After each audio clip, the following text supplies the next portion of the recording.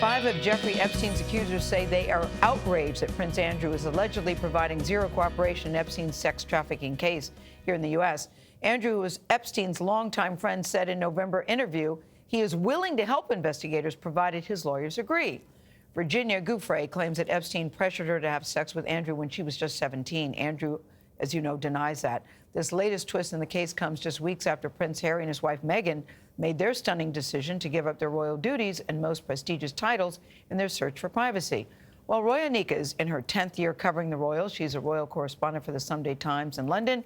She's here to sort it all out. Well, you're never bored in your job, I can say that. But let's start with Andrew, because U.S. authorities had a news conference the other day, and unprecedented, and said Andrew has provided zero cooperation. After that debacle of an interview, were you surprised that Andrew apparently is not cooperating after he said he would? I have to say I'm not really that surprised, Gayle. And I've seen the reports overnight that Andrew's saying, actually, you know, this isn't true. I will provide, you know, testimony if I'm asked to. They said no one had reached out to them. The FBI says that's not true. Which is absolutely not true. And actually, Gloria Allred, who, as you know, represents quite a few of the victims, provided my newspaper with a letter she had sent to Andrew in early December.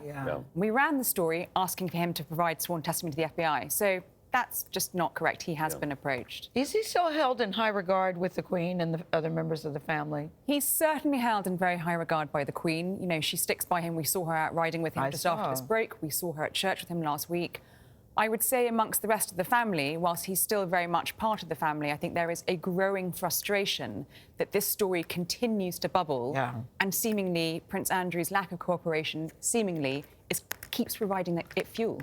Go ahead. You spoke with Prince Charles last week. I did. How is he dealing with both Prince Andrew and with what's happening with Harry and Meghan? Well, I mean, the Prince of Wales, I interviewed him in Davos at the World Economic Forum. He played a very integral role in that Sandringham summit. He was very key with the Queen, with William and Harry and Meghan, negotiating that deal. I think there's no doubt, you know, the Prince of Wales understands. He's been through the mill himself over the years. He knows all about, you know, the press and the restrictions of that role. But, you know, ultimately, Harry is his son, Meghan is his daughter-in-law. He wants them to be happy. But there is no doubt that the Prince of Wales and William and the Queen are really sad about what's happened.